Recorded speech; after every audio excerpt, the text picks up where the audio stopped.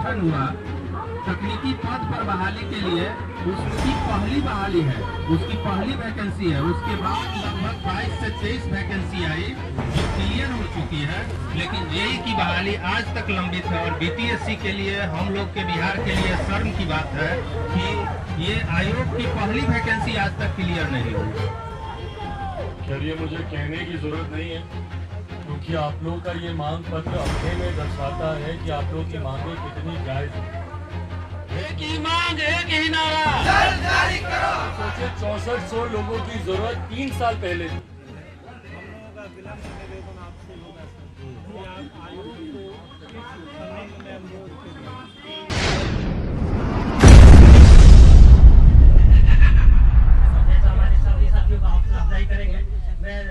एक बात कह दूं कि पिछले 3.5 वर्षों से हम लोग सड़क पे 3.5 साल पहले 8 मार्च 2019 को हमारा जेई का बहाली है बिहार तकनीकी सेवा आयोग से। उसने काउंसलिंग किया, काउंसलिंग के बाद फिर कई बार हम लोगों ने धरना प्रदर्शन किया, मार्च किया, रैली किया। उसके बाद जाकर के फिर हमारा रिजल्ट आया और 4 महीने से टाल मटोल की जा रही है, हमारी बात नहीं सुनी जा रही है। और इसी के विरोध में हम पिछले 28 दिन से इस धरना स्थल पे अपना विरोध जता रहे हैं और यह अनुरोध भी कर रहे हैं आयोग के उन तमाम बड़े अधिकारियों से, सरकार से भी, कि आप हमारी मांग को सुनिए और भाई के नाम पे जो टाल मटोल की जा रही है उसका विलंब खत्म करते हुए हमारी मांग। इन्होंने कब 6400 और उसके बाद जो रिजल्ट आया 2022 में कितना आया, कितनों का रिजल्ट तो उतना आया जितनी बहाली थी, थी। बिल्कुल आई। ठीक है। और उसके बाद तकनीकी कारण से इन्होंने उसको विड्रॉ कर दिया। इन्होंने हटा लिया मात्र 2 दिनों में।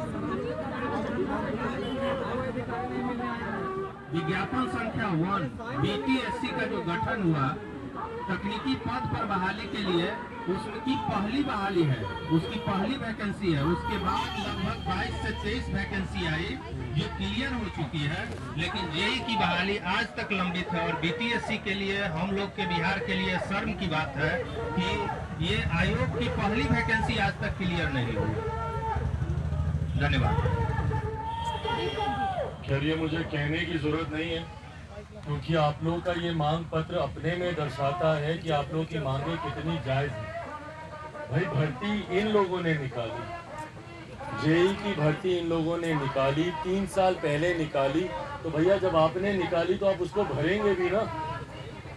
और आपने उस वक्त निकाली, आज से 3 साल पहले 2019 में आपने निकाली, मतलब तब से विभाग को जरूरत है। और कितने लोगों की निकाली? 6400।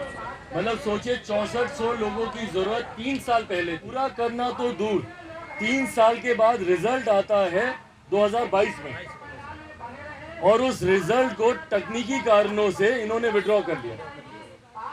बताइए। नहीं, खैर, आप लोगों की मांग पूरी तरीके से जायज़ है। और मैं इस बात को, मुझे कहने की जरूरत नहीं है कि मैं पूरी तरीके से आपकी इस मांग का मैं समर्थन करता हूं।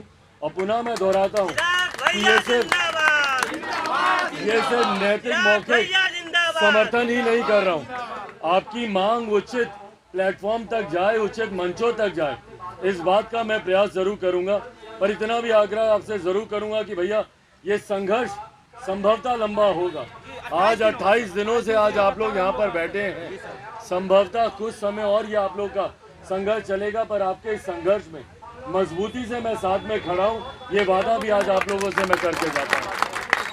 एक बार मैं प्रयास करूँगा कि मंत्री जी से इस विषय में मुलाकात कर उनसे इस बात की जानकारी ली जाए कि भैया क्या तकनीकी कारण है जिससे आपने इसको विड्रॉ किया है, और इसको कब दोबारा आप रिलीज़ करेंगे, ये भी जानकारी उनसे लेता हूँ।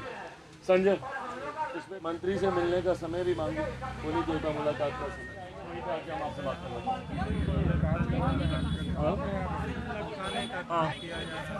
सिर्फ ये लोग टालने का काम कर रहे हैं। उसके बाद कुछ एक्शन किया गया और काउंसलिंग का लिस्ट जारी किया गया हाँ और काउंसलिंग की प्रक्रिया चल रही है। हम लोगों का विलम्ब निवेदन आपसे होगा सर कि आप आयोग को इस संबंध में अनुरोध करिए कि साहब काउंसलिंग कर हम बात करते हैं, आज ही हम आयोग से हम बात करते हैं। सर हमारा एक ही मांग है, रिजल्ट दो, रिजल्ट में मेरा नाम हो न थाना हो, रिजल्ट हो। 2019 में भाई आपने वैकेंसी निकाली, आप उसको भर दीजिए ना, सिंपल सी बात है। इसमें मुश्किल क्या है, सिर्फ रिजल्ट निकालना है। भाई 3 साल में अगर आयोग रिजल्ट तक नहीं अनाउंस कर पा रहा तो इनकी क्षमता पे सवाल उठेंगे, इनकी कार्यशैली पर सवाल उठेंगे।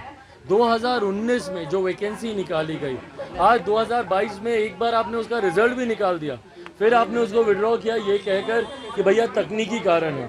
तकनीकी कारण, अब तो महीनों बीत गए भैया, अब तो कम से कम रिजल्ट आप रिलीज कर दीजिए। कौन सी बड़ी बात कर रहे हैं, या कौन सा रॉकेट साइंस है।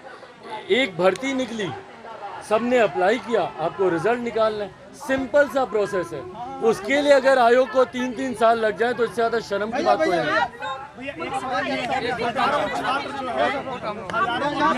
धरना स्थल पर है तो कैसे जो है बिहार चलेगा? मुख्यमंत्री जी जवाब दें इस बात का भैया। छात्र सड़क पर हैं, शिक्षक सड़क पर हैं, अभ्यर्थी सड़क पर हैं, तकनीकी विभाग से जुड़े हुए लोग सड़क पर हैं, आम बिहारी सड़क पर है, और ये लोग बोल रहे हैं सुशासन की सरकार है। जी बिल्कुल सही बात है भैया, बेटियां सड़क पर हैं, युवा सड़क पर हैं, ये भविष्य है बिहार का, और बिहार का भविष्य अगर सड़क पर है तो आप कल्पना कर लीजिए सरकार की नीतियों की। मेरा एक सवाल है, आप लोग भी युवा हैं और जिस तरह से बिहार में हो रहा है, रिजल्ट आते हैं कैंसिल किए जाते हैं, नोटिफिकेशन कुछ निकलता है, रिजल्ट में कुछ दाम नहीं होती, आखिर ऐसा क्यों हो रहा है? बार बार हर रिजल्ट, चाहे बीएसएससी का ही आप देख लीजिए। बहुत सिंपल है इसका जवाब, बैकडोर एंट्री, पैसे का खेल। भाई पैसे का खेल चल रहा है यहाँ पे, और कुछ नहीं हो रहा है। जितनी अभ्यर्थियाँ फंसती हैं या जितनी भी भर्तियाँ इसमें फंसती हैं, जितने भी रिक्त पद हैं वो भरे नहीं जाते, एग्ज़ाम के रिजल्ट्स बाहर नहीं आते, क्योंकि हर चीज़ में भ्रष्टाचार है। ये एक ऐसी सरकार है और बिहार एक ऐसा प्रदेश है जहाँ के मुख्यमंत्री सिर्फ बातें करते हैं ज़ीरो टॉलरेंस फॉर करप्शन, और सबसे ज़्यादा करप्शन उनकी नाक के नीचे हो रहा है। क्यों भर्तियाँ नहीं होती भैया, क्यों बैकडोर चैनल्स खोले जाते हैं, क्यों रिजल्ट्स में हेर फेर होता है? भैया बिहार एक ऐसा प्रदेश है जहाँ पे 100 मार्क्स का पेपर होता है तो 151 उनको रिजल्ट में मार्क्स मिल जाते हैं। ये ऐसे यहाँ पे काम चल रहा है। हर चीज़ के पीछे भ्रष्टाचार एकमात्र कारण है। जिस तरीके से अधिकारियों का राज, अधिकारियों का शासन और उनका लिप्त होना भ्रष्टाचार में, ये एक परंपरा यहाँ पर बन गई है। ये कारण है कि आधे से ज़्यादा बिहार आज की तारीख में सड़क पर है। आप इन लोगों को सपोर्ट में जब बात करिए आयोग से, कब तक मैं तो प्रयास करूंगा कि मुझे आज ही समय दे, मैं अभी आज ही जाऊंगा, अभी समय दे दें, इसके बाद मैं शाम को चला जाऊंगा।